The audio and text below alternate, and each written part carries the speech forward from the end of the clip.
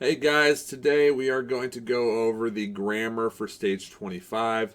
This is the last grammar we're going to get for the year, and luckily it's pretty similar to what we've been doing, so hopefully it won't be too difficult for us to do here. So, what we're going to be talking about are more subjunctives, all right? What we were talking about last chapter, we talked about the cum clause. It's used to express when an action is occurring, give a little bit more context in a sentence. We talked about we have two types of subjunctives, imperfect and pluperfect. All right, so all of that is what we covered last chapter. And today we're just going to do a little bit of a review over those concepts that we talked about last chapter. So we talked about last chapter, we have three different moods in Latin for verbs. A mood reveals the manner in which an expression is, in which a thought is expressed. So we have the indicative mood, which is just a normal verb that we've seen for the last 25 chapters. Our example here, I saw Sally at the mall. We have a normal subject, verb, direct object. And then I think it was stage 18, we got imperatives. Those are orders. All right. Again, quite a bit different. It's a different thought is being expressed when you give an imperative. You're telling somebody to do something. So here, clean your room. And then last chapter, we talked about the subjunctive is used if we want to express things that might not come to be, things that might not come to fruition, like wishes, purpose, opinions, fears.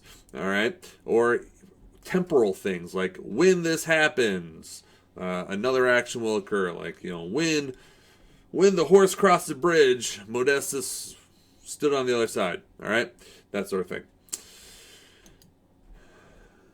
We also talked about how subjunctive clauses, like our cum clause that we had last chapter, are subordinate, meaning they're not the main ideas of the sentence. They're less important than the main idea. They're just giving us context. Remember, cum clause is a temporal kind of context. It tells us what is happening at the same time another action occurs. So like we saw, when she saw him, she loved him. That cum clause right there is just telling us when. When did she fall in love with him? Oh, it's when she saw him.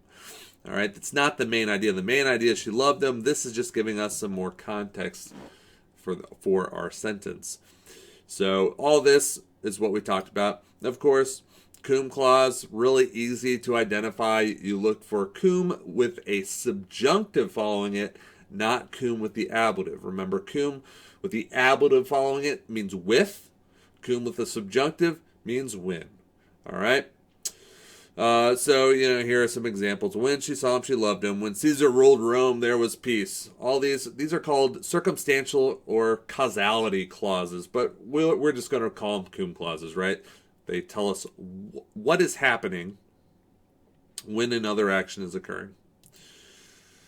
So our new type of clause for this chapter is called an indirect question, and that might sound a little scary, might sound a little bit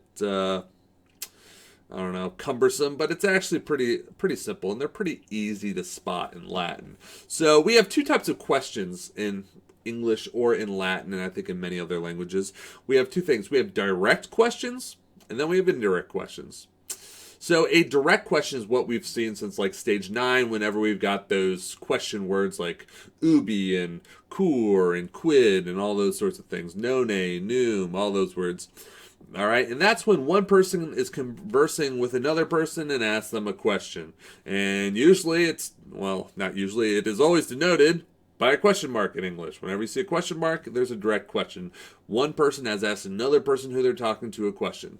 But there are instances, and these happen quite a bit, and if you think about when you use these in your own speech, we use indirect questions quite often. This is when a question is being reported by a third party to someone that was not part of the conversation.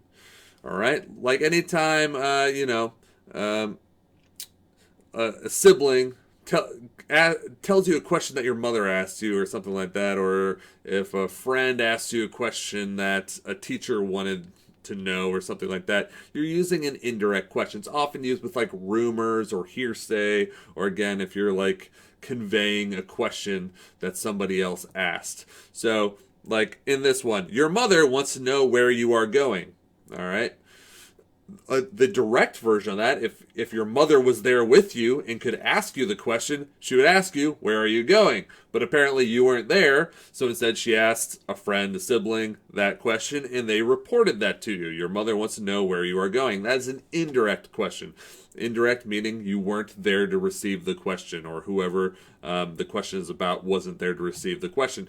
So in Latin, it's actually very similar to how we come up with this question in English. The main components are the same. So there's going to be 3 parts of an indirect question. You're going to have a verb of the head. I know that sounds clunky. That's about the only way I can think of it. A verb of the head, or sometimes I'll call it a VOH, is any verb of mental activity. Anything you have to use your brain for is a verb of the head. Speaking, talking, thinking, saying, wanting, wishing, desiring, anything like that. That is a verb of the head. Requires your brain. Verbs that aren't verbs of the head would be like walking, fighting, anything that is not, you're not using your senses, your brain for. And then following the verb of the head, usually right after the verb of the head, you're going to have a question word. One of those question words we got from stage 9. Who, what, when, where, quis, ubi, quid, cur, quando, that sort of thing.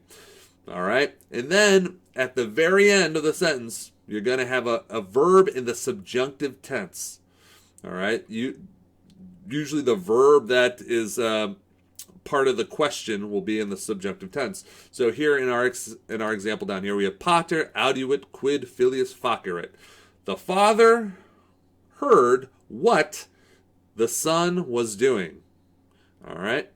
So if we dissect it, what is our verb of the head? What is our mental activity going on here? Well, it's audiuit. It's heard. Where's our question word? Well, that's quid. Where is our subjunctive? Well, that's facerit. How do we know? It has the RE. Again, if you still need to refer back to this chart that we talked about. Oh, my head's in the way.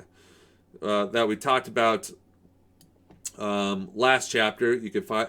I'll repost this under the stage 25 for grammar notes. But remember, imperfect subjunctive, we have an RE. For pluperfect subjunctive, we use an ISSE. We still only have those 2 tenses when we're talking about this.